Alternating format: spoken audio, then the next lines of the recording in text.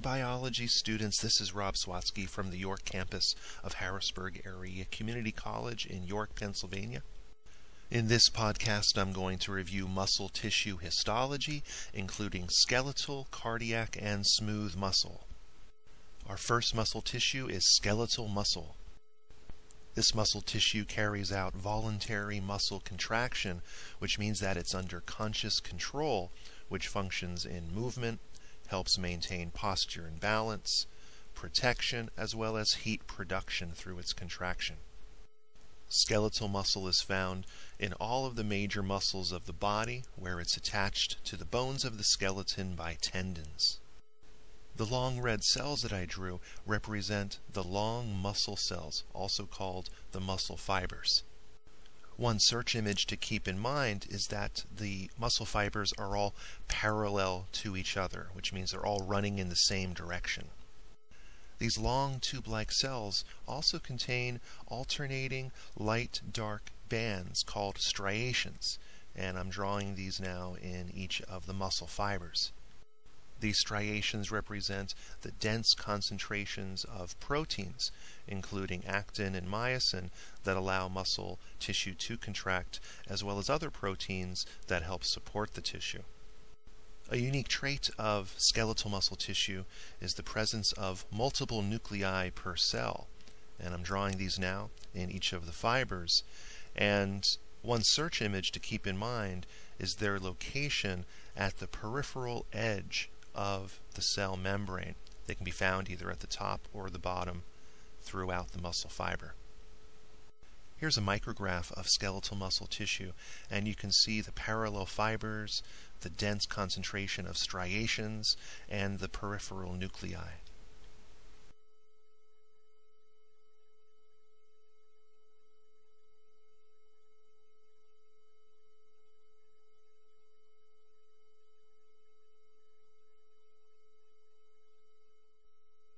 Our next tissue is cardiac muscle.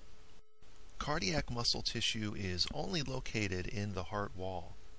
It carries out involuntary contraction, which is not under conscious control, and it's helping to pump blood throughout the entire body through the blood vessels. Like skeletal muscle tissue, cardiac muscle consists of tube-like cells called fibers, but rather than arranged parallel to each other, they're found in a branching or forking pattern.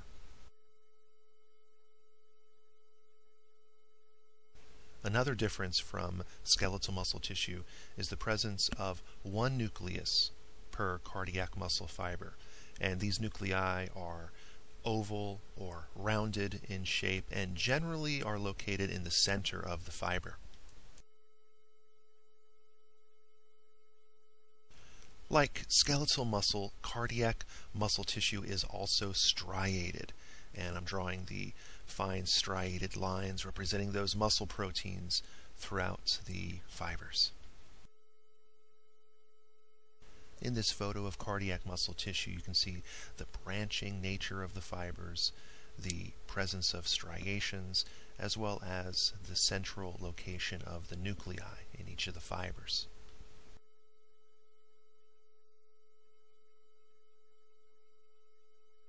A unique feature of cardiac muscle tissue is that the fibers are connected to each other by thick cellular junctions called intercalated discs.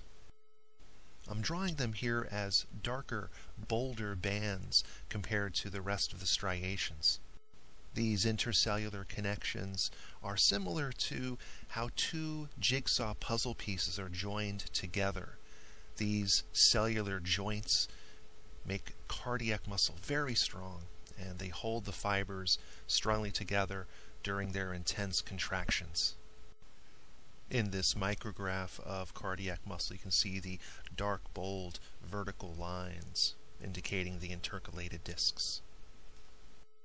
Our final muscle tissue is smooth muscle. Smooth muscle is involuntary muscle, which, like cardiac muscle, is not under conscious control. Smooth muscle is found in sheets, where the skinny individual smooth muscle cells are stacked on top of each other. Each individual cell is tapered at the ends and thicker in the middle where the nucleus is found. It's similar to a stretched out ravioli in appearance. The cells are arranged in a staggered pattern similar to the arrangement of bricks in a wall.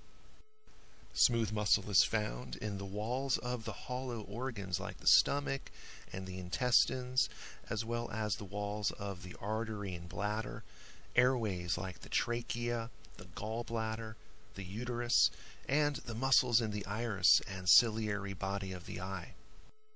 Smooth muscle tissue functions in movement, such as constriction of the blood vessels and the airways, moving food through the digestive tract, or contraction of the urinary bladder and the gallbladder. Another big difference compared to skeletal and cardiac muscles is the lack of striations in these individual smooth muscle cells. The smooth name of the tissue is from the lack of these protein bands. In this micrograph of smooth muscle tissue, you can see the stacked, staggered layering of these individual cells. You can observe the skinny appearance of these cells, how they are running parallel to each other in these dense bands. Another characteristic of smooth muscle tissue is the appearance of one nucleus per cell. Under the microscope, the nuclei often appear stretched out, almost cigar-shaped. And that concludes our tour of muscle tissue histology. I hope this podcast has helped you in your understanding of muscle tissue, and good luck on your lab practicals and exams. See you next time. Thanks for watching.